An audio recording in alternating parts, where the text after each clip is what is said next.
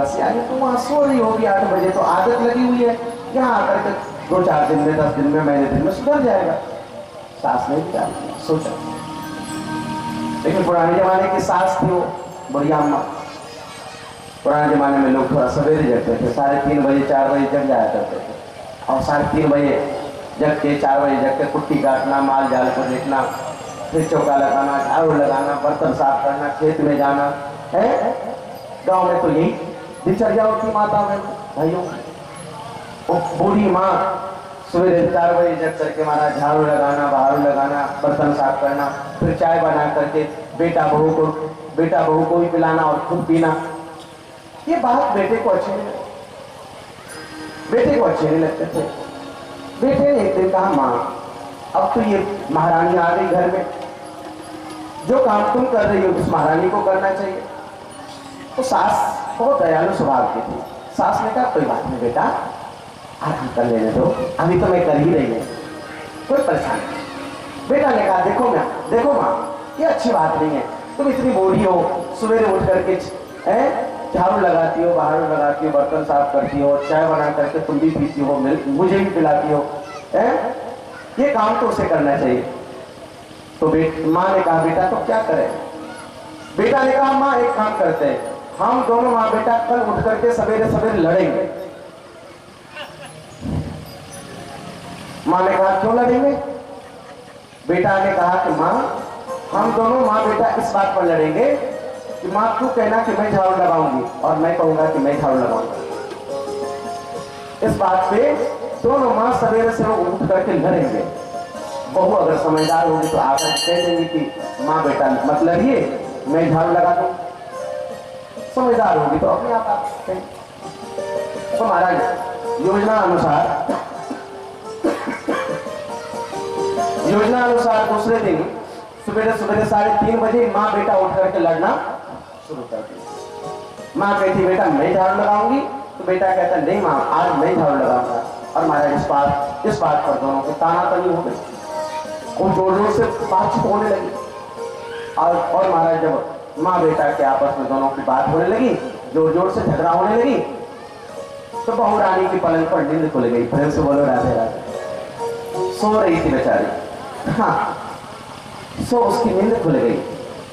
और नींद खुली तो महाराज पलंग पर से उतर करके आए और सास का हाथ पकड़ के बोली, माँ क्या सवेरे झगड़ा करती हो, और कोई काम नहीं मिलता, क्यों लड़ रही हो माँ बेटा आपस में? सास बोली, देखो ना बहू, मेरा बेटा कहता है कि मैं झाड़ू लगाऊंगा और मैं कहती हूँ मैं झाड़ू लगाऊंगी। बहू बोली, अच्छा इसी बात पे आप दोनों लड़ रहे हैं? सास बोली, हाँ बहू किसी बात की झगड़ा है। बहू ने कहा, मां मैं फैसला कर दूं? सास ने कहा, हाँ बेटी तू फैसला कर दे। बहू ने कहा, एक काम करो मां, एक दिन तुम झाड़ू लगा लिया करो, एक दिन तुम्हारा बेटा झाड़ू लगा लिया करे, लड़ो मत। तो बोलो जय श्री राम। एक दिन तुम, एक दिन तुम्हारा बेटा, हो गया फैसला। प्रेम से बोलो जय श्री राम, जोर से बोलो जय श्री राम, प्यार से बोलो जय श्री राम। ये है महारानी महाराज, ये है बहू। हाँ एक बात मैं अवश्य कहूंगा मेरे भाई बहन, आप लोग गृहस्थ जीवन में जी रहे हो, घर में बहू लाना, बहू रानी नहीं लाना। क्या लाना है घर में? क्या लाना है घर में? बहू रानी नहीं, बहू लाना। क्योंकि बहू लाओगे तो संस्कार लेकर के आएगी, शिष्टाचार लेकर के आएगी, मान सम्मान लेकर के आएगी, संस्कार लेकर के आएगी। और बहू रानी लाओगे तो काम लेकर के आएगी। प्रेम से बोलो जय श्री राम। समझने के लिए हमारी बात को, बहू रानी लाओगे तो काम लेकर के आएगी, है वो संस्कार लेकर के आएगी। क्योंकि उसके पास पैसे का अभिमान होता है, विद्या का अभिमान होता है, रूप का अभिमान होता है, घमंड होता है, वो आपकी सेवा नहीं करेगी। प्रेम से बोलो जय श्री राम। अगर हमारी बातों पर विश्वास नहीं हो रहा है तो ठीक है, बहू मत लाना, बहू रानी लाना और देख लेना आप लोग। हाँ अगर गंजन करवाना है तो प्रेम से बोलो जय श्री राम। बता रहा हूं, मानना तो मान लेना, नहीं तो कर ही तो रहे हो। प्रेम से बोलो जय श्री राम। हाँ बता रहा हमें निज धर्म पर चलना सिखाती रोज रात।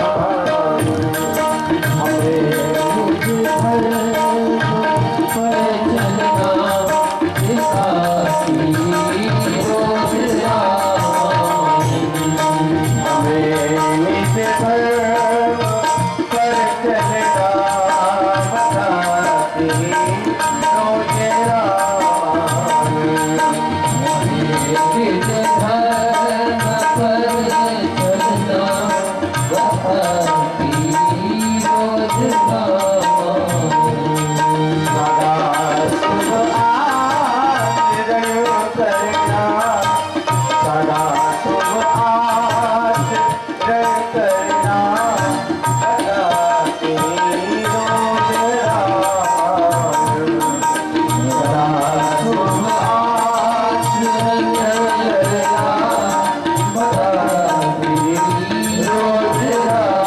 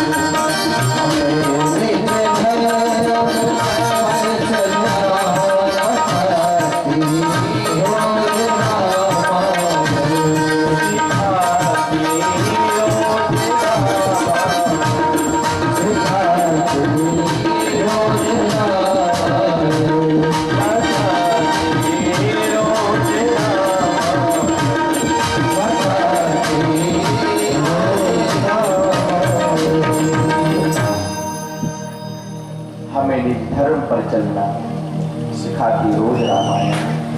मेरे भाई, रामायण हमें जीना सिखाती है, रामायण हमें चलना सिखाती है, रामायण हमें बोलना सिखाती है, रामायण हमें व्यवहार सिखाता है। पिता पुत्र का कैसा व्यवहार होना चाहिए, सास बहू का कैसा व्यवहार होना चाहिए, और भाई भाई का कैसा व्यवहार होना चाहिए, ये हमें रामायण सिखाता है। रामचंद्र परांगारा चक्षुषाणादि पश्यति। भगवान राम ने अपनी नजरों से, अपनी आंखों से कभी अपने जीवन में परिस्थिति को देखा ही नहीं। सीता चितई कहीं मृदुवाता। भगवान राम ने अपनी पत्नी सीता की ओर देख करके सुपर्णखा से बात किया। रामायण में इतना सुंदर आदर्श।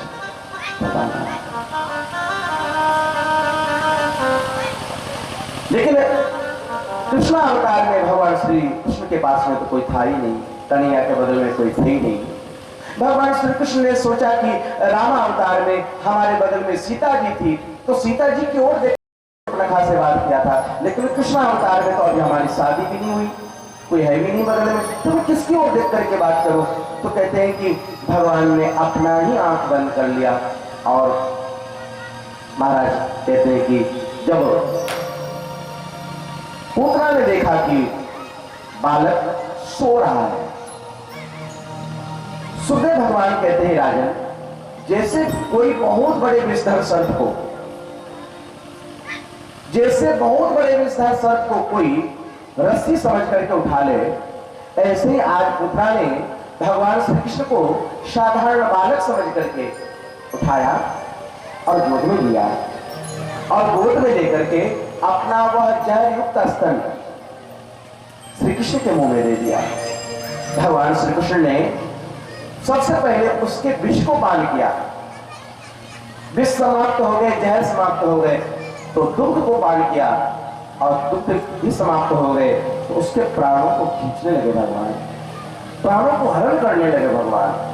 और जब प्राणों को हरण करने लगे तो पूतना के मर्म स्थल में बहुत भयंकर वेदना हुई, बहुत भयंकर कष्ट हुआ, और पूतना चिल्लाई चिल्लाई, पूतना बेटा छोड़ दे, बेटा छोड़ दे, बेटा छोड़ दे, बहुत जोर से चिल्लाई। भगवान श्री कृष्ण ने कहा, मौसी जी, सबसे पहले तो हम जल्दी किसी को पकड़ते नहीं, और एक बार पकड़ लेते तो छोड़ते नहीं है, अब तो तुम्हारा कल्याण करके छोड़ेंगे। प्रेम से बोलो जय सिया राम। और कहते हैं कि भगवान श्री कृष्ण ने पूतना के सारे प्राणों को हरण कर लिए, महाराज खींच लिए, और जब पूतना मरने लगी तो 7 कोस के शरीर बढ़ा करके मर। पूतना की गिरने से 7 कोस के अंदर जितने भी पेड़ पौधे थे कहते हैं टूट गए, सब चकनाचूर हो गए। पूतना के गिरने की बहुत भयंकर आवाज हुई। यशोदा रानी घबरा गई। यशोदा रानी दौड़ी दौड़ी पालने के पास में गई। पालने में लाला श्री कृष्ण नहीं थे। यशोदा रानी रोने लगी, चिल्लाने लगी, परिवासियों से कहने लगी, अरे मेरे लाला कहाँ गए हो, मेरे कन्हैया कहाँ गए हो, मेरे बेटा कहाँ गए हो, दौड़ो भागो दौड़ो भागो। और महाराज कहते सारे ग्वालवाल इधर उधर इधर उधर दौड़ने लगे। महाराज आंगन से बाहर निकल करके देखा तो कुछ दूर पर पूतना मरी पड़ी थी, पूतना मरी पड़ी थी, और कन्हैया छोटे से कृष्ण पूतना के पेट पर थपकी दे करके खेल रहे थे, विदा कर रहे थे, खेल रहे थे। सारे ब्रजवासियों ने जब देखा तो सारे ब्रजवासियों के होश उड़ गए। और भैया इतना छोटो ने सो लाला ये पूतना के पेट पर कैसे चले गए? दूसरा ग्वालवाल बोले कि अरे पूतना के पेट पर लाला गए सो गए, ये पूतना मर कैसे गई? तीसरे ग्वालवाल बोले हो सकता है पूतना लाला को लेकर के बड़ी तेज भाग रही होगी, तो लगी ठोकर और मर गई पूतना। तो चौथा बोला अरे ठोकर का खा करके मरी होती तो मुंह भर में गिरी होती, ठोकर खा करके मरी होती पूतना तो मुंह भर में गिरी होती। देखो बिल्कुल चित पड़ी, बिल्कुल चित पड़ी है। तो भाई पूतना कैसे मरी? किसी को समझ में नहीं आया कि पूतना मर कैसे गई। प्रेम से बोलो जय सिया राम। किसी को समझ में नहीं आया। कहते हैं कि इतने में आ गए नंद बाबा। नंद बाबा आए, सारे ब्रजवासियों ने नंद बाबा को घेर लिया। बाबा बाबा बाबा बाबा देखो तो सही, तुम चले गए मथुरा कंस को कर देने के लिए और तुम गोकुल आ भी नहीं पाए। उससे पहले पुतना आ गई। वो तो भगवान की बड़ी कृपा रही कि पुतना मर गई और लाला सुरक्षित है। नंद बाबा बोले, अरे ब्रजवासियों, आज मुझे पक्का विश्वास हो गया कि वसुदेव की नंबर 1 की दूरदर्शाचार्य जी ठहरे। ये बात हमें वसुदेव जी महाराज ने मथुरा में बता दिए थे, जो गोकुल में बहुत बड़ा कोई संकट आने वाला है, और वो संकट यही थी। एक काम करो, ऐसा करो ब्रजवासियों, अपने अपने घर से ले आओ कुल्हाड़ी और ले आओ फरसा, और पुतना के लंबे लंबे हाथ, लंबे लंबे पैर हैं, इसको काट काट करके एक जगह ला दो। और जितने भी पेड़ पौधे टूट गए हैं इसके गिरने से, सारे पेड़ पौधों को इसके ऊपर लाद दो हैं, और इसमें लगा दो आग। महाराज कहते हैं कि सारे ब्रजवासियों ने क्या किया, पुतना के बड़े बड़े हाथ थे महाराज, बड़ा विशालकाय शरीर था, उनके लंबे लंबे हाथों को काट करके, पैरों को काट करके महाराज एक जगह किया। और महाराज जितने भी लकड़ी वृक्ष टूट गए थे, सारे वृक्षों को काट काट करके पुतना के शरीर पर लाद दिए, चिता बना दिए, और महाराज कहते हैं कि उसमें आग लगा दिए। और कहते हैं कि जैसे चिता जलने लगी और पुतना जब जलने लगी, तो पुतना के जलने से महाराज कहते हैं कि सारा ब्रजमंडल स्वास्थ्य हो गया, सारा ब्रजमंडल स्वास्थ्य हो गया, सुगंधित हो गया। परीक्षित ने पूछा, गुरुदेव, पुतना तो राक्षसी थी, पुतना तो बाल हत्यारी थी, पुतना तो दुष्टा थी, ये खून ही पीती थी, बच्चों को मारने का काम ही करती थी, ना काम अच्छा था, न नाम अच्छा था, न आहार अच्छा था, न खानदान अच्छा था। ऐसे पुतना के जलने से तो दुर्गंध निकलना चाहिए, सुगंध कैसे निकल रहा है पुतना को जलने से? सुखदेव स्वामी कहते हैं, राजा परीक्षित ध्यान से सुनो, अब इस पुतना को राक्षसी कहेंगे कौन? अब इस पुतना को पापनी कौन कहेंगे? अरे जो भगवान का नाम लेकर के मरता है उसका उद्धार हो जाता है, हैं? और जिन्होंने भगवान को अपने गोद में रख करके मरी हो, उस पुतना का तो कल्याण कब का हो गया है? भगवान का नाम लेकर के मरने से जब कल्याण हो जाता है, तो जो पुतना भगवान को अपने गोद में लेकर के मरी हो, उस पुतना का कल्याण क्यों नहीं हो सकता है? पुतना पापनी थी, लेकिन अब पापनी नहीं, अब तो पुतना परम शुद्ध हो गई, परम विशुद्ध हो गई, परम पवित्र हो गई। कहते ना, मारने वाली पुतना को भी भगवान ने वह गति दी, जो गति, जो मुक्ति, जो स्थान माता यशोदा को मिलना चाहिए, माता यशोदा को मिलना चाहिए।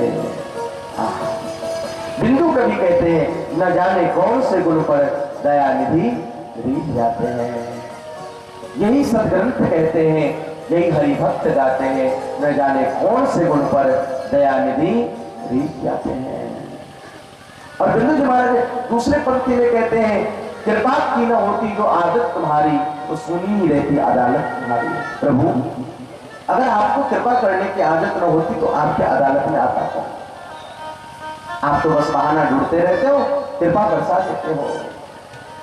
एक बात कहूं, जैसे एक क्रोधी व्यक्ति को क्रोध करने का स्वभाव होता है, जैसे एक चीलम पीने वाले को चीलम पीने का स्वभाव हो जाता है, आदत हो जाती है, जैसे बीड़ी पीने वाले को बीड़ी पीने की आदत हो जाती है, जैसे एक तंबाकू खाने वाले को तंबाकू खाने की आदत हो जाती है, ऐसे ही जिसके भीतर कृपा करने की आदत होती है, बस बहाना मिल जाए कृपा बरसा देते हैं। ऐसे ही हमारे परमात्मा को, हमारे ठाकुर जी को कृपा करने की आदत है, कृपा बरसा देते हैं। आइए एक प्यारा सा भाव बिंदु जी महाराज के शब्दों में। न जाने कौन से गुण पर दया निधि रीझ जाते हैं, न जाने कौन से गुण पर दया निधि जाते हैं, न जाने कौन से गुण पर दया निधि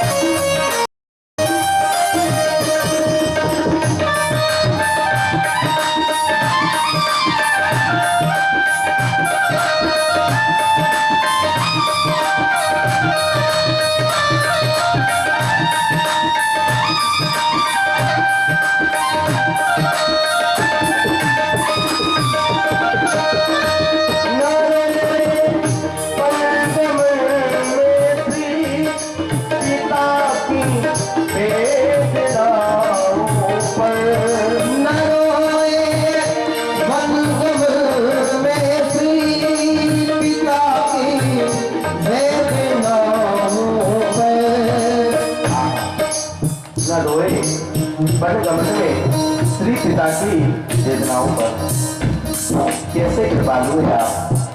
जो राम वनवास से समाचार सुन करके रोए, पिता के अंत्येष्टि पर पिता के मृत्यु समाचार पा करके राम के आंखों में आंसू नहीं आए।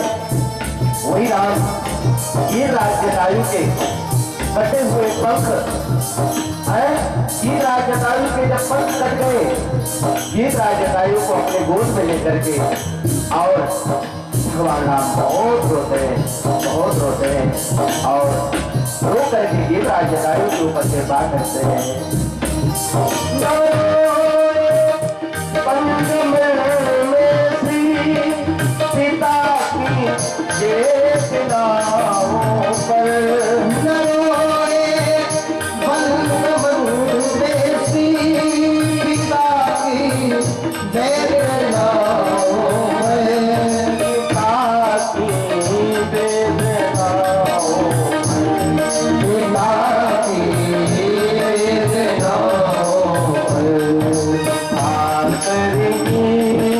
को मुझको उठा कर ईद को मुझको उठा कर ईद को मुझको में आंसू को बातें उठा कर ईद को मुझको में आंसू बहाते न जाने कौन से गुल पर दयाल तेरी जाते न जाने कौन से गुल पर दयाल तेरी जाते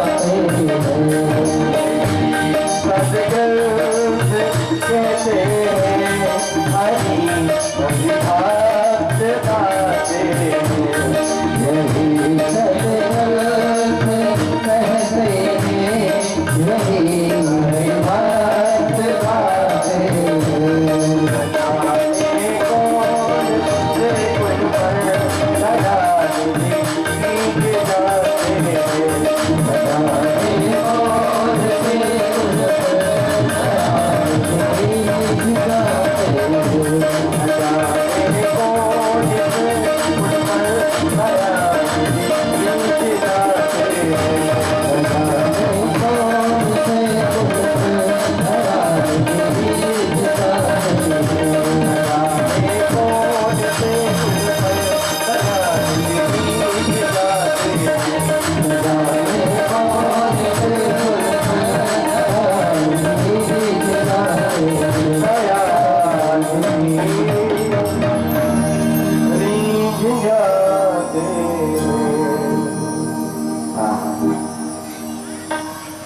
मेरे राघव जैसा कृपालु कोई नहीं, मेरे राम जैसे दयालु कोई नहीं।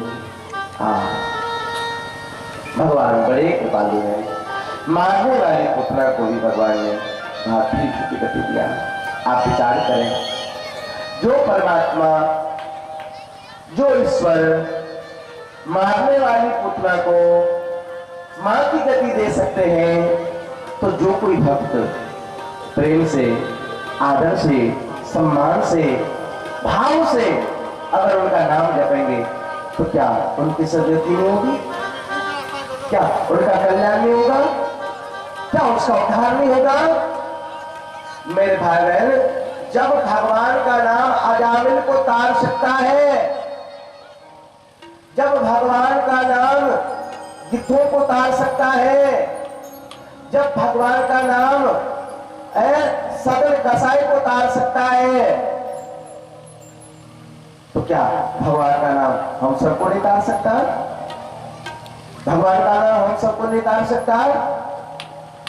भगवान जितने बड़े पापियों को तारते हैं, ध्यान सुनिएगा, भगवान जितने बड़े पापियों को तारते हैं, उतने बड़े पापी तो हम सब है भी नहीं। प्रेम से बोलो जय सिया राम।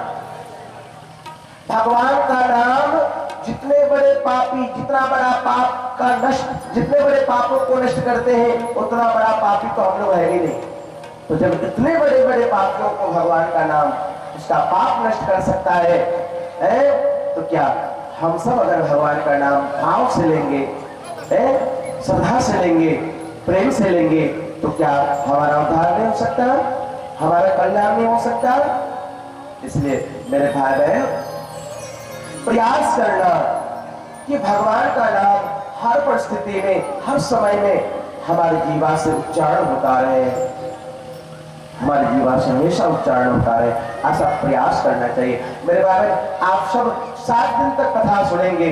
उस 7 दिन की कथा का सार क्या हो सकता है? क्या होगा? अगर आप पूछोगे महाराज जी 7 दिन हमने कथा सुनी है, भागवत की कथा सुनी है, इसका सार क्या है? तो हम एक ही बात कहेंगे, इसका सार है कि आपके जीवन में भगवान का नाम आ जाए, आपकी जीवा से भगवत नाम उच्चारण हो जाए, आपका मन भगवान में लग जाए, आपकी बुद्धि भगवान में लग जाए, आपका चित्त भगवान में लग जाए, आपका आहार शुद्ध हो जाए, आपका विचार शुद्ध हो जाए, आपका व्यवहार शुद्ध हो जाए, तो समझो यही कथा का सार है। प्रेम से बोलो जय सिया राम।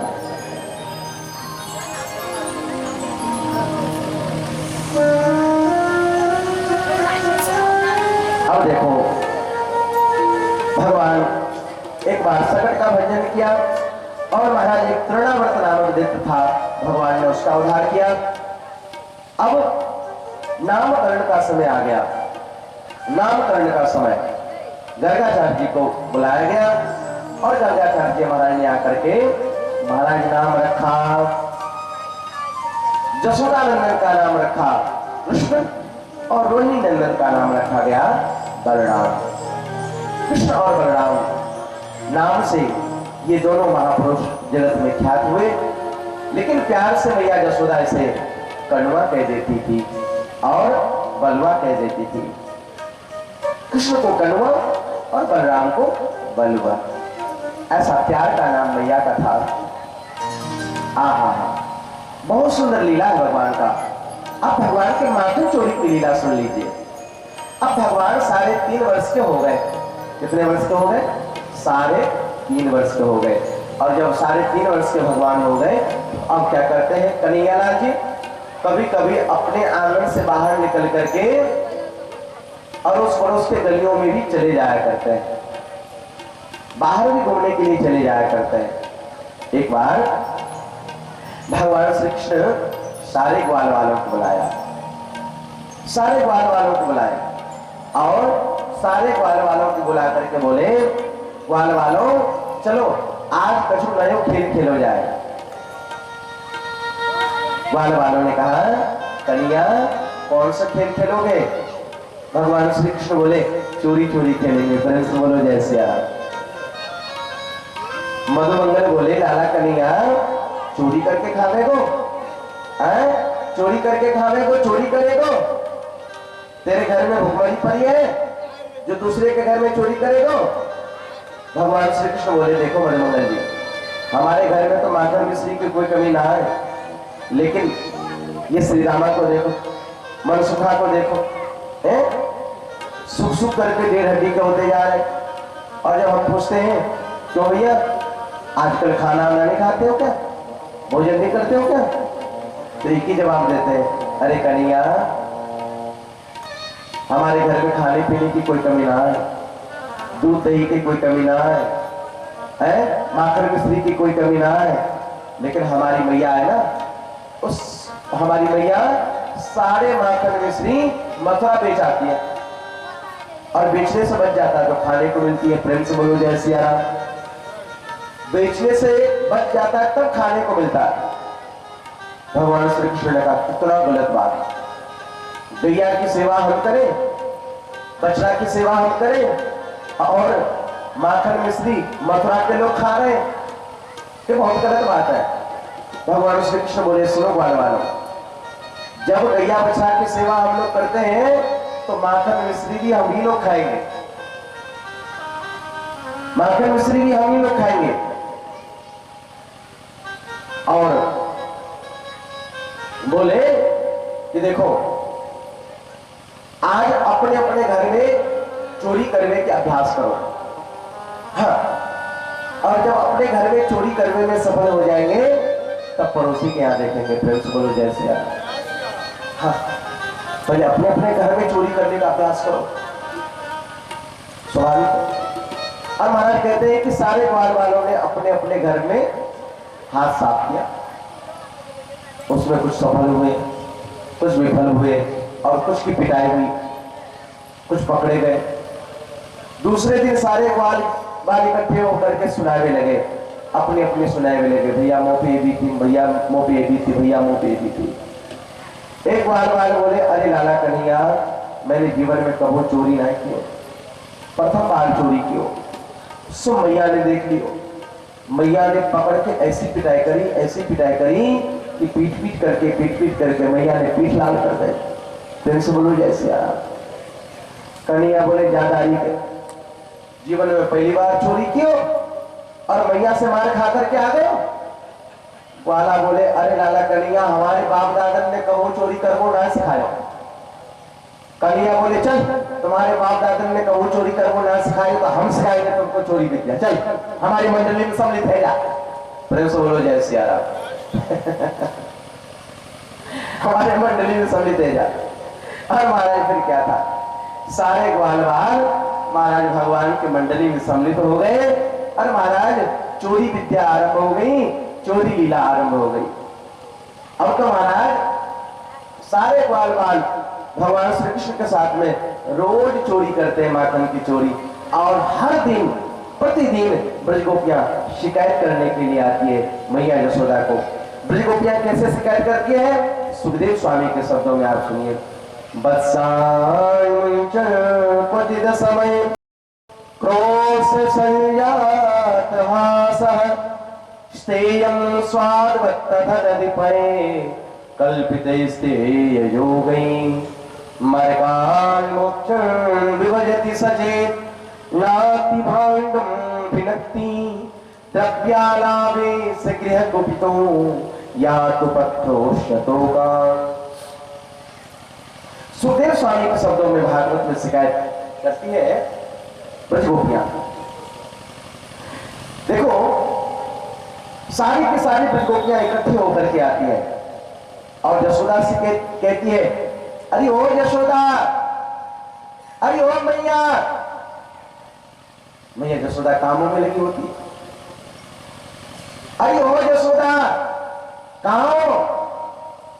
मैया यशोदा बोली, हाँ बता क्या बात है? मैया यशोदा ने कहा, अरे ब्रजगोपियों, आज सबके सब कैसे आई हमारे आंगन में? आज तो मैंने किसी को बुलाई नहीं, आज कैसे आई सबके सब मेरे घर में? क्या गीत गाने के लिए आई है? ब्रजगोपियों ने कहा, नहीं भैया, आज गीत गाने के लिए नहीं आई है, तो फिर काहे के लिए आई? ब्रजगोपियों ने कहा, भैया आज तो तेरे लाला के करामात सुनाने के लिए आई है। फिर से बोलो जय सिया राम। आज तेरे लाला के करामात सुनाने के लिए आई है। अच्छा क्या कर दियो मेरे लाला ने? तब ब्रजगोपी कहती है, देखो भैया, हम सब ब्रजगोपियां कोई चुगलखोर ना है कि काऊ की पीठ पीछे चुगली करके भग जाए। हम सब जो कहेंगी तेरे सामने कहेंगी, तेरे लाला के सामने कहेंगी, कहां है तेरे लाला, निकाल बाको बाहर। सो मैया ने आवाज लगाई, ओरे लाला कनुआ, लाला कनुआ, अरे ओ कन्हैया। सो कन्हैया आएगा, हाँ भैया क्या बात है? यशोदा बोली, लाला देख तो सही, ये सबके सब गोपियां ब्रजगोपियां तुम्हारी शिकायत लेकर के आई है, शिकायत करने के लिए आई है? तुम इन ब्रजगोपियों के घर में जाकर के चोरी करे, ब्रजगोपियों को तंग करे, परेशान करे। लाला चोरी के नाम सुनते ही कन्हैया गाल फुला के मुंह लटका के मैया के आंचल में छुप गए, रोहिणी सूरत बनाकर। अब मैया को दया है, हे भगवान, मेरे 3.5 वर्ष को छोड़ा है, मेरे 3.5 वर्ष को लाला, और देखो तो सही है सबके सब ये ब्रजगोपियां शिकायत करने के लिए आई है। अगर मैं भी लाला को डांटने लग जाऊंगी, मारने लग जाऊंगी, तो लाला कहीं भग जाएगा, दुखी हो जाएगा लाला। तो मैया यशोदा बोली, देख बहना, मैं ऐसे नहीं मानूंगी, मेरे लाला को रंगे हाथ पकड़ के दिखाओगी तभी मैं मानूंगी, ऐसे मैं नहीं मानूंगी। अब देखो एक ब्रजगोपी मैया को बातों में उठा लेती और बाकी सारी ब्रजगोपियां लाला के दर्शन करती। एक गोपी कहती है, बरसात मंचन क्वचित समय। एक गोपी कहने लगी, भैया तो हमारी सुन। यशोदा बोली, हाँ सुना। एक गोपी बोली, भैया तुम्हारे लाला हमारे घर में जाए और हमारे घर में जाकर के माखन मिश्री तो खावे ही खावे, हमारे घर में जाकर के हमारे बछड़े को खोल करके भग जावे, गाय के बछड़े को खोल करके भग जावे। यशोदा बोली, बहना तू गैया तो के लिए जा रही होगी, सो लाला ने बछड़ा खोल दियो, और बछड़ा खोल दियो तो तुम्हारे काम ही तो करो। तो गोपी बोली, नहीं भैया, कुछ असमय है, जब गैया धोने का समय नहीं होता है, यानी कि गैया धोने से 2 घंटा पहले बछड़ा खोल करके भग जाता है, और वो बछड़ा जाकर के सारा दूध पी जाता है, और जब मैं गैया धोने के लिए जाऊं तो एक बूंद दूध ना मिले, ऐसो ऐसो उद्यम करे कन्हैया। दूसरी गोपी कहती, भैया तुम्हारे लाला हमारे घर में जाए और हमारे माट मटकान को भून करके भर जाए, दूध दही को खा करके भर जाए।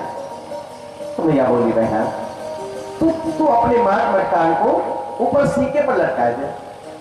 सीख जानते हो? सीख जानते हैं हम लोग। आप सबके घर में सीख होंगे और अब होंगे या नहीं होंगे, लेकिन पहले तो खूब सीख होते थे हमारे घर में। उसमें दूध, दही, मक्खन, छाली रख देते थे, रख देते थे कि सीख। तो मैया बोली ब्रजगोपियों, अपने माट मटकान को ऊपर सीके पर लटकाए दो। 3.5 वर्ष को तो लाला है, पहुंच नहीं पाएगो, उद्यम नहीं करेगो, परेशान नहीं करेगो। गोपी बोली मैया मैंने ये भी करके देखी है। जब मैंने अपने माट मटकान के ऊपर सीके पर रख देती तो तुम्हारे लाला ने एक ग्वाल मंडली बना रखी है।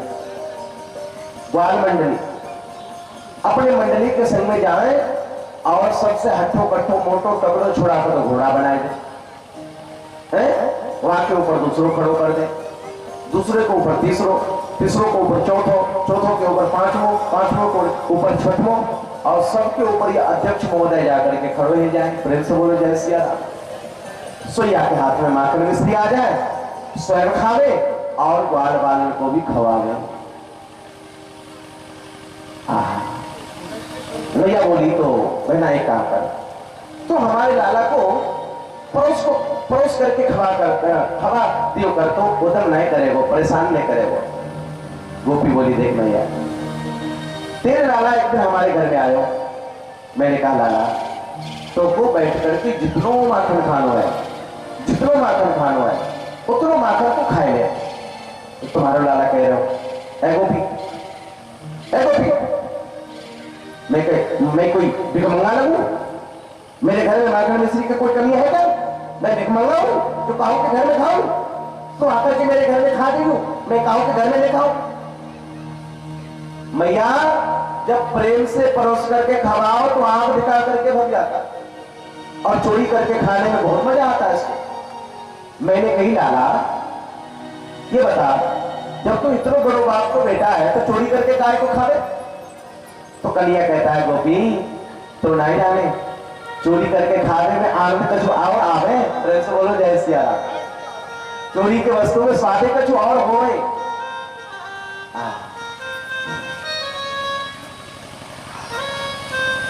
अब एक गोपी कहने लगी मैया हमारी और सुन लेते। मैया ने कहा तू भी सुना दे, तेरे घर में कहा क्यों मेरे लाला? वह गोपी बोली मैया हमारे घर में दूध को कोई काम ना, दही को कोई काम ना, माखन को कोई काम ना, मिश्री को कोई काम ना। तो मैया बोली बहना तुम्हारे घर में कहा क्यों मेरे लाला, ये तो बता। गोपी बोली मैया सुन तो सही, मैं वही तो बता रही। हाँ बता। वह बोली मैया तुम्हारे लाला एक दिन हमारे घर में आयो और हमारे घर के एक एक कमरे में एक एक कोने मारो, एक एक कमरे में एक एक कोने में छान मारो। 2 घंटे हो गए घूमते घूमते घूमते घूमते, पूरे घर में कहीं भी दूध नहीं मिले, दही नहीं मिले, माखन नहीं मिले, मिश्री नहीं मिले। तो नाराज होकर के कहता है ये भगवान, ये घर है कि मरघटा? देखो तो सही, 2 घंटे हो गए घूमते घूमते, इसके घर में तो न माखन है, न मिश्री है, न दूध है, न दही है। ऐसे घर में तो आग लगा देनी चाहिए। सही संयोग से भैया तेरो लाला एक कमरे में घुस गए। वहां कमरे में मेरी बड़ी वाली छोरी सो रही थी, बड़ी वाली लाली सो रही थी। अब लाली तो गहरी नींद में सो रही थी। वहां लाली की चुटिया बाल, वहां लाली की चुटिया नहीं ज्यादा लंबी थी, वहां की चुटिया पकड़ के कलिया ने खटिया की पाटी से बांध दी, खटिया के पाटी से बांध दी। अब वह लाली को क्या पता कि मेरे साथ में कहा हो जाओ। लाली तो गहरी नींद में सो रही थी, वह लाली की चुटिया पकड़ के खटिया के पाटी से बांध दी। और जाते जाते वह लाली के कानों बोलो होगा, जैसे वह लाली के कान में बोलो होगा, हुआ के नाम पर लाली जगी। और लाली जगी तो चुटिया तनी, और चुटिया तनी तो वह लाली ने समझ लियो कि हुआ ने पकड़ लियो, भूत ने पकड़ लियो। सोई लाली चिल्लाई मैया दौड़ियो, मैया दौड़ियो, मैया बचियो, मैया बचियो, मैया दौड़ियो, मैया दौड़ियो। गोपी कहती मैया मैं दरवाजे पर बैठी, मैंने सोची कि हे भगवान कौन सा हुआ घर में घुस आयो। मैं दौड़ी भागी, अंदर आई तब तक तेरो या कलियां घर से भागतो नजर आए। तब तक कलियां घर से भागतो नजर आए। सोई मैं सब समझ गई, ये कोई हुआ ना, ये नंद को छोड़ा है ना, ये घर घर में हुआ बने डोले। प्रिंस बोलो जय सिया राम। मैंने जाकर के मैंने लाली की चुटिया खटिया के पार्टी से खोल दी और मैंने लाली से कही, लाली ये कोई हुआ ना, ये नंद को छोड़ा है ना जसोदा को बेटा, ये हर घर में हुआ बने डोले, भूत बने डोले, ये तेरी चुटिया खटिया के पार्टी से बांध रही है और भाग गया है। तब वह लाली के जान में जान आई। प्रिंस बोलो जय सिया राम। तो जिसके घर में माखन मिश्री हो परेशान, और जिसके घर में माखन मिश्री ना हो तो उसके बेटा बेटी को रुला करके भाग जाए। प्रिंस बोलो जय सिया राम। ऐसे उतरी हमारे कलिया।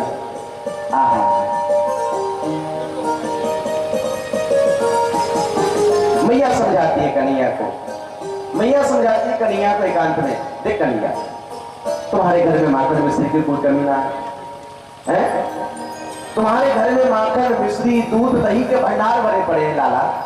9 लाख लिया तुम्हारे घर में, तू पड़ोसी पड़ोसी घर में जाकर के चोरी करे। देख लाला ये चोरी करो अच्छी बात ना है, और तू चोरी करेगा तो देख बरसाने वाली जो राधा रानी है उसके साथ में तुम्हारी सगाई पक्की हो रही है, और तू अगर चोरी की आदत नहीं छोड़े हुए तो बरसाने वाली राधा रानी तुम्हें कभी नहीं मिलने वाली। इसलिए भैया समझाती है लाला को। सुनता कि महाराज के शब्दों में, अरे अरे माखन की चोरी छो कन्हैया मैं समझाऊं तो, अरे माखन की चोरी छो कन्हैया मैं समझाऊं तो, अरे माखन की चोरी छो कन्हैया मैं समझाऊं तो, अरे माखन की चोरी छो कन्हैया मैं समझाऊं तो, मैं समझाऊं तो कन्हैया मैं समझाऊं तो, मैं समझाऊं तो कन्हैया मैं समझाऊं तो, अरे माखन की चोरी छो कन्हैया मैं समझाऊं तो, अरे माखन की चोरी छो कन्हैया मैं समझाऊं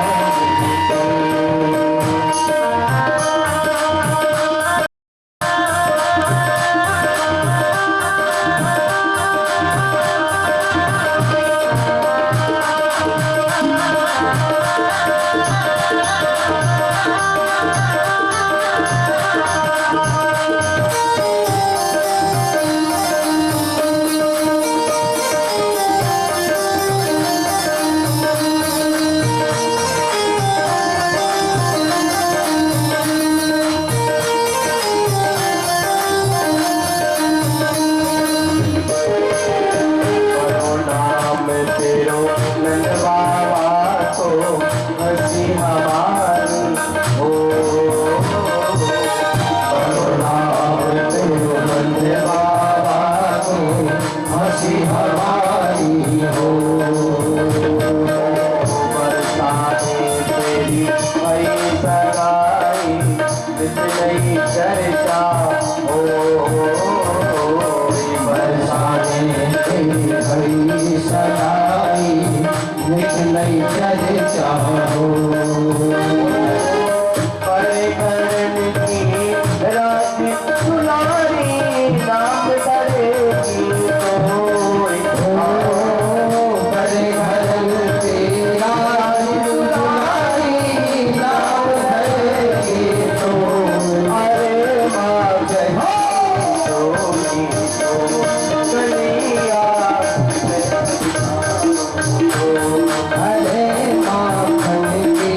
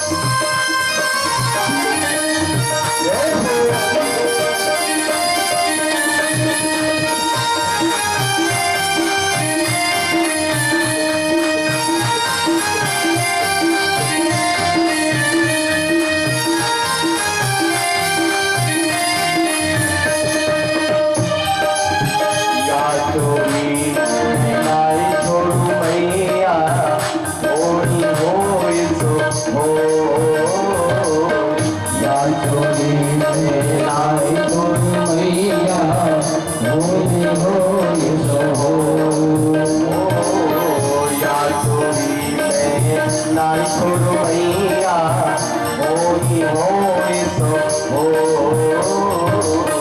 या जोड़ी में नाल मैया होगी हो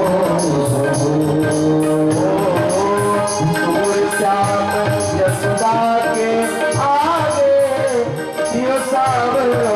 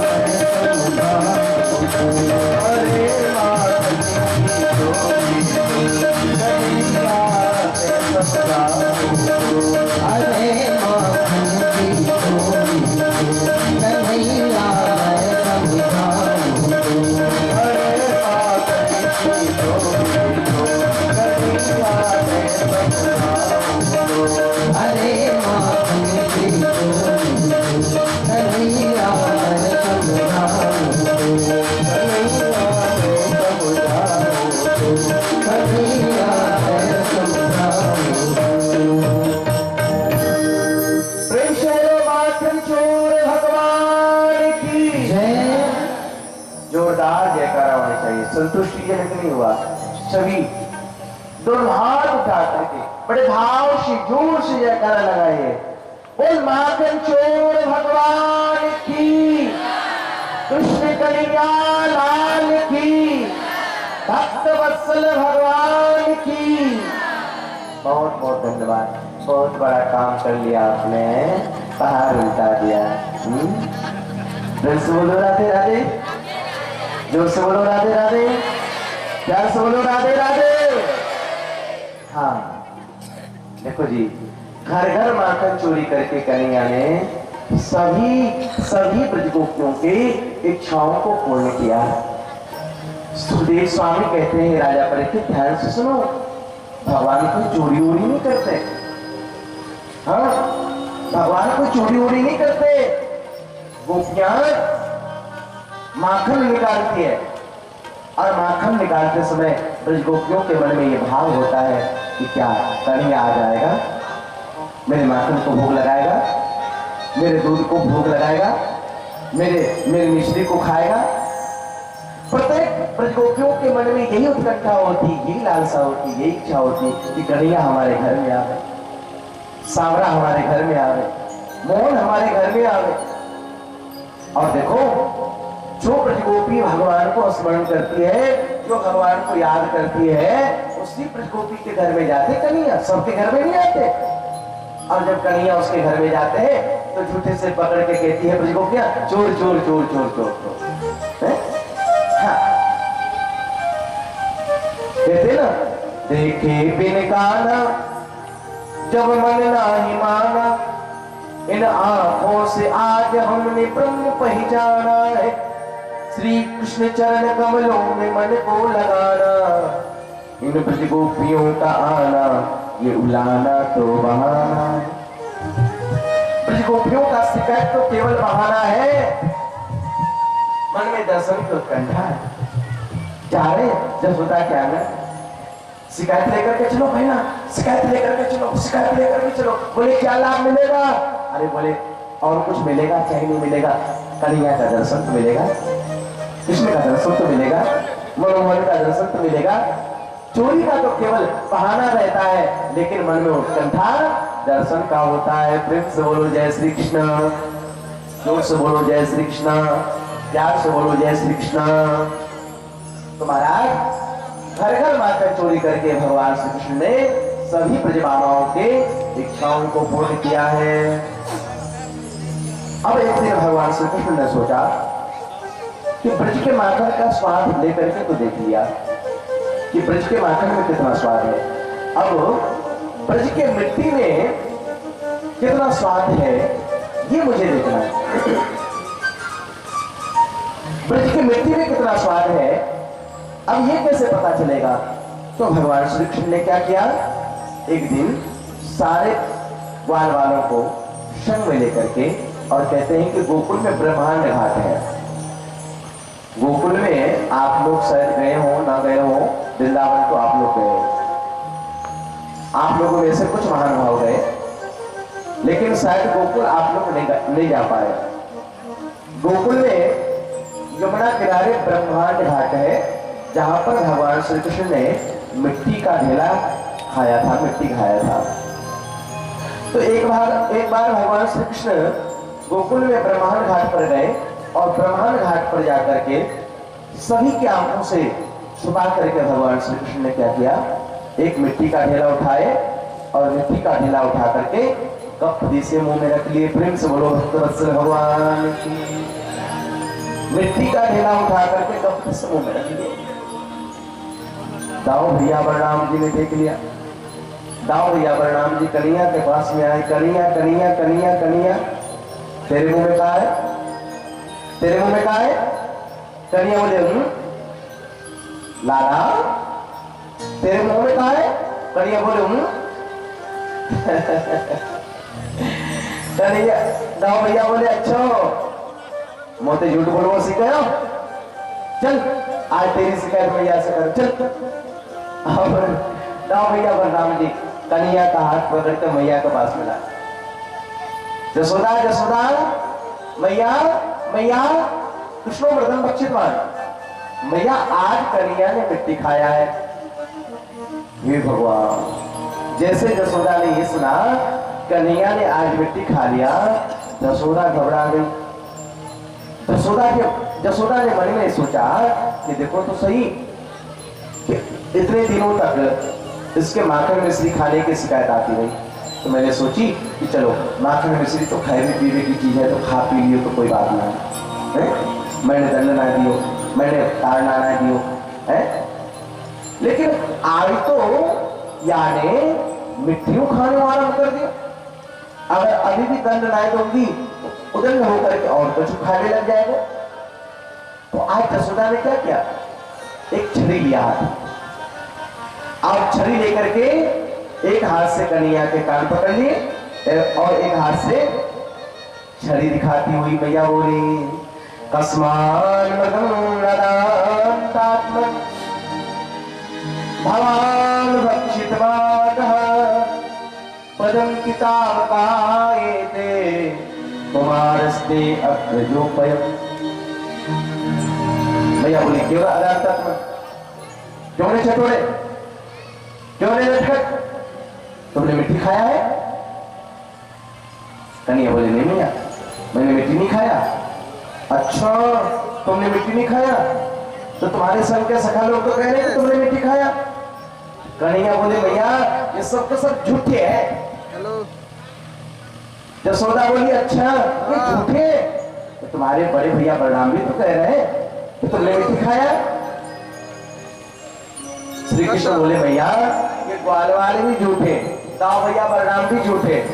जसोदा भैया बोले अच्छा ग्वाल वाले भी झूठे, दाऊ भैया बलराम भी झूठे, तुम ही केवल राजा हरिश्चंद्र हो ब्रजमंडल में ना। प्रेम से बोलो जय सिया राम। तुम ही केवल सत्यव्रता हो, तुम ही केवल राजा हरिश्चंद्र हो, सत्य बोलने वाले। सच सच बता तुमने मिट्टी क्यों खाया? कन्हैया बोले नाहं भक्षितवानम्ब सर्वे मिथ्या विशंसिनः यदि सत्यगिरस्तर्हि समक्षम पश्य मे मुखम। इस टंगेरा को थोड़ा इधर कर लीजिए, हमारी आवाज को रोक रहे हैं। हाँ ठीक है, इधर कर लीजिए। प्रेम से बोलिए भक्तवत्सल भगवान की। भैया मैंने मिट्टी नहीं खाया, और फिर भी तुमको विश्वास नहीं हो जाओ भैया, तो एक काम कर भैया, तो हमारे मुंह में देख। जसोदा बोली हाँ बोलूं दिखाऊं। और महाराज कहते हैं कि जैसे भगवान श्री कृष्ण ने आज मुंह खोला, तो भगवान श्री कृष्ण के मुंह में भगवान की माया शक्ति प्रकट हो गई। भगवान की माया शक्ति प्रकट हो गई। भगवान की माया शक्ति ने विचार किया कि भगवान के मुख में माटी और मैया के हाथ में साटी।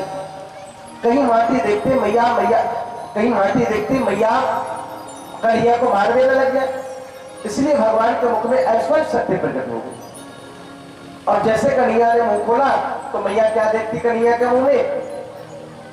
अनेक समुद्र, अनेक नदियां, अनेक तारागण, अनेक चंद्रमा, अनेक जंगल, अनेक बाग, अनेक बगीचे, अनेक ब्रह्मा, अनेक विष्णु, अनेक लोकांतरों का दर्शन भगवान श्री कृष्ण के मुख में होने लगा। और यशोदा तो हक्की बक्की रह गई। ये भगवान, ये मैं क्या देख रही हूं? डर के मारे मैया यशोदा थर थर थर थर थर थर थर थर थर थर कांपने लगी। भगवान ने देखा कि मैया डर गई। भगवान ने ऐश्वर्य शक्ति को कहा, ऐश्वर्य शक्ति बस बस बस बस बस, मैया को अब ज्यादा माया मत दिखाओ, नहीं तो मैया जो 85 वर्ष के बाद में मरने वाली होगी वो आज ही मर जाएंगी। प्रेम से बोलो जय श्री राम। और महाराज कहते कि भगवान के इशारे पर वो ऐश्वर्य शक्ति गायब हो गई। भगवान ने मुंह बंद कर लिया और हंस करके बोले कन्हैया मैया, ओ भैया मैया, ओ भोरी मैया, ओ प्यारी मैया, मेरे मुंह में कुछ दिखाई दिया? यशोदा बोली लाला तू मिट्टी की बात करे, तेरे मुंह में तो सूर्य दिखाई पड़ रहे, चंद्रमा दिखाई पड़ रहे, समुद्र दिखाई पड़ रहे, नदियां दिखाई पड़ रहे, ब्रह्मा विष्णु शंकर दिखाई पड़ रहे। कन्हैया हंस पड़े, अरे बोरी बारी मैया, तुम्हारे आंखों में कछु बीमारी लग गई होगी, हमारे मुंह में ये सूर्य चंद्रमा ये समुद्र नदियां जंगल ये कहां से आ जाएंगे? तुम्हारे आंखों में बीमारी लग गई होगी। प्रेम से बोलो जय सिया राम। यशोदा बोली हाँ लाला, बुढ़ापे में न जाके कौन कौन सी बीमारी लग जाए। अभी कुछ देर पहले तुम्हारे मुंह में न जाने कैसे कैसे दृश्य दिखाई पड़ रहा था। मैया आंख ठीक से साफ करके देख, पानी से साफ करके देख, मेरे मुंह में कुछ है? बोला मैया ने आंख साफ किया, कन्हैया के मुंह में देखा तो कुछ भी दिखाई नहीं पड़ा। प्रेम से बोलो जय सिया राम। यशोदा बोली लाला हमारे आंखन में कुछ बीमारी लग गई, तुम्हारे मुंह में कुछ ना है। प्रेम से बोलो जय सिया राम।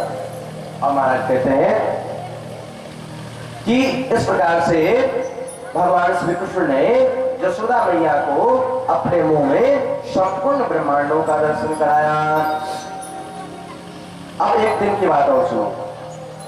एक दासीसु जसोदानंद के हनी कर्मांतर नियुक्ताशो निर्ममंथ स्वयं दधि। एक दिन की बात है, यशोदा रानी अपने हाथों से दधि मंथन करने लगी। दधि मंथन करती जा रही है, गीत गाती जा रही है और लाला को याद करती जा रही है। भागवत में लिखा है कि यशोदा के घर में, नंद रानी यशोदा के आंगन में, घर में नौकरानियों की कमी नहीं है, दास दासियों की कमी नहीं है।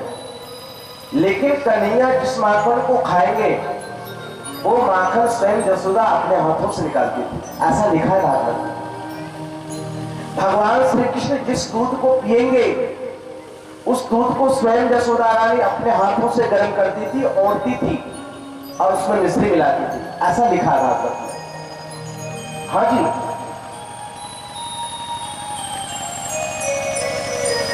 लाला की सेवा, कन्हैया की सेवा यशोदा रानी किसी नौकर से नहीं कराते थे, किसी नौकरानी से नहीं कराती थी। लाला की सेवा, कन्हैया की सेवा, अपने बेटी की सेवा यशोदा रानी स्वयं अपने हाथों से करती थी, ऐसा लिखा है भागवत में। जो माता पिता चाहते हैं कि हमारा बेटा बड़ा होकर के हमारी सेवा करे, ऐसे माता पिता को चाहिए कि बचपन में अपने बेटी की सेवा अपने हाथों से करें, अपने हाथों से करें। क्योंकि आजकल तो मैंने देखा है शहर में, गांव की बात तो नहीं कह रहा हूँ, शहर की बात कह रहा हूँ, सब शहर में सब जॉब करने वाले होते हैं, नौकरी करने वाले होते हैं, उसको टाइम से ऑफिस जाना होता है, टाइम से उसे काम पर जाना होता है, ड्यूटी पर जाना होता है। तो करते क्या है, लोग छोटे बच्चे के लिए अपनी सास के पास में, अपनी माँ के पास में महाराज दूध वाला बोतल थमा जाती है। हाँ, कि माँ जब हमारे बेटे रोए ना तो तुम ये बोतल हमारे बच्चों को पिला देना, बच्चे को बोतल पकड़ा देना। अब बताओ, जो बच्चा दूध वाला बोतल वाला दूध पिया है, बाजार का दूध पिया है, क्योंकि शहर में हमारा गाय कहाँ है? शहर में गाय नहीं है, ना शहर में भैंस दिखाई पड़ेगा आपको, ना गाय दिखाई पड़ेगी आपको। शहर वाले ये महाराज असली गाय भैंस के दूध तो महाराज दर्शन करना बड़ा मुश्किल हो जाता है।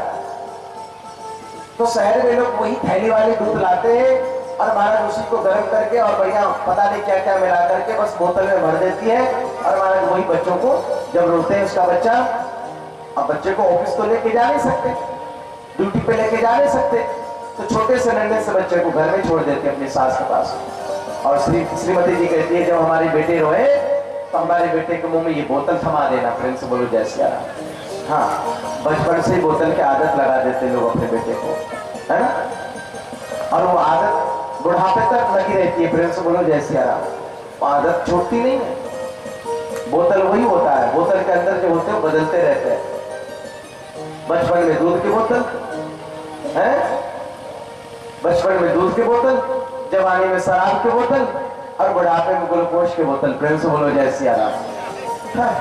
बोतल वही होते हैं, बोतल के अंदर जो होते हैं बदलते रहते हैं, क्योंकि आदत लगी हुई है ना बचपन से बोतल पीने की। अब आप विचार करो, अब आप सोचो कि जो बच्चा अपनी माँ का दूध नहीं पिया, जो बच्चा अपना माँ का प्यार नहीं पाया, अपना माँ का वात्सल नहीं पाया, अपनी माँ का स्नेह नहीं पाया, ममता नहीं पाया, प्यार नहीं पाया, दूध नहीं पिया, वो बच्चा कभी बड़ा होकर के माँ बाप की सेवा कर सकता है? वो बेटा बड़ा होकर के कभी माँ बाप की सेवा कर सकता है? कभी नहीं कर सकता। देखो एक बात कहूं,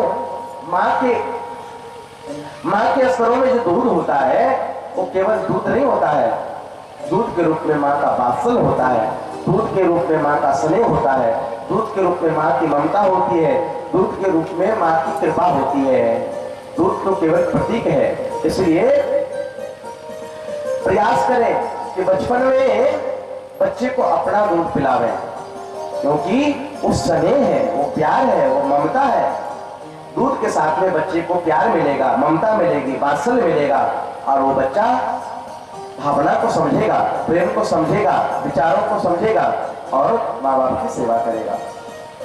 जसोदा रानी दधि मंथन कर रही थी और महाराज गीत गाती जा रही थी। इतने में कन्हैया की नींद खुल गई। कन्हैया पलंग पर से उतर करके आए और जसोदा जो दधि मंथन कर रही थी, जसोदा के हाथ पकड़ लिए कन्हैया, और कन्हैया बोले मैया मैया मैया मैया, आज तेरी साधना सफल हो गई, आज तुम्हारा परिश्रम सफल हो गया मैया, आज मुझे बहुत जोर की भूख लगी हुई है, माखन चाहिए मैया, मुझे माखन चाहिए। यशोदा बोली देख लाला, ताजो ताजो माखन तो निकल रहा है, तुमको भूख लगी है तो मेरे दूध ही पी लो। और कहते कि कन्हैया राजी हो गए और मैया यशोदा ने लाला को गोद में बैठा करके, कन्हैया को गोद में बैठा करके, और कहते हैं कि अपना ही दूध पिलाने लगी यशोदा कन्हैया को। मुग्ध भाव से कन्हैया मैया का दूध पी रहे थे। दूध पीते पीते पीते पीते कन्हैया एक बात बोले मैया से, मैया एक बात पूछूं? यशोदा बोली बेटा एक ना तू 10 पूछ, कहा पूछना है? मैया बोली कन्हैया बोले मैया एक बात बता, तो को दूध ज्यादा प्यारो है या खुद ज्यादा प्यारो है? तो को दूध ज्यादा प्यारो है या खुद ज्यादा प्यारो है? मैया हंसने लगी और मैया बोली अरे लाला तू कैसी बात करे, मुझको तो अपनों खुद ज्यादा प्यारो लगे, तेरे सामने दूध दही को काम बोले लाला। मैया की बात सुनकर के लाला बहुत प्रसन्न हो गए कि देखो मैया हमसे बहुत प्रेम करती है, बहुत प्रेम करती मैया। लेकिन इतने में यशोदा क्या देखती है कि रसोई घर में चूल्हे पर दूध चढ़ा करके आई थी कढ़ाई में, वो दूध उफर करके चूल्हे में जा रहा था। करके चूल्हे में जा रहा था। मैया ने देखा कि दूध उफल उफल करके चूल्हे में जा रहा है, तो मैया ने क्या किया, झट से कन्हैया को जमीन में पटक करके और भागी चूल्हे पर से दूध उतारने के लिए। कन्हैया को आ गया गुस्सा कि देखो अभी अभी मैया कह रही थी कि मुझको तो अपना दूध प्यारो लगे, और दूध को देखते मैया ने दूध को छुट्टी कर दी। फ्रेंड्स बोलो जय सिया राम। तो आज मैं भी छोड़ने वाली नहीं, आज मैं भी छोड़ने वाला नहीं। कन्हैया को गुस्सा आ गया। अच्छा, दूध उफल उफल करके चूल्हे में क्यों जा रहा था? दूध उफल उफल करके चूल्हे में इसलिए जा रहा था, दूध ने देखा कि कन्हैया तो मैया के दूध पान कर रहे, कन्हैया तो मैया का दूध पी रहे। अगर दूध पीते पीते कन्हैया का पेट भर जाएगा तो कन्हैया मुझे तो पिएंगे नहीं, कन्हैया हमको पिएंगे नहीं। तो दूध ने सोचा कि जब कन्हैया ही हमको नहीं पिएंगे तो हमको तो जल जाना चाहिए, मर जाना चाहिए, जल जाना चाहिए। इसीलिए महाराज दूध उफल उफल करके चूल्हे में जा रहे।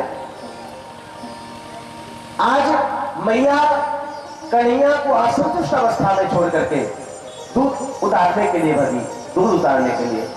कन्हैया को गुस्सा आ गया। कन्हैया ने क्या किया, एक छड़ी उठाया और छड़ी उठा करके आंगन में जितने भी माट मटका थे, बर्तन थे मिट्टी के, सारे बर्तनों को धमाधम धमाधम धमाधम धमाधम फोड़ते चले। सारे माट मटकों को ठिकाने लगा दिए, फोड़ दिए। मैया यशोदा किचन में गई, दूध उतार करके जैसे आंगन में आई तो आंगन का सारा दृश्य बदल गया था। यशोदा मैया आपकी बक्की रह गई। हे भगवान, आंगन में तो दूध दही के बाल जैसे आ गए थे, माट मटका फूट गए थे।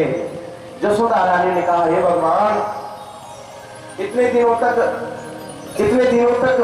ब्रजगोपियां शिकायत करने के लिए आ गई।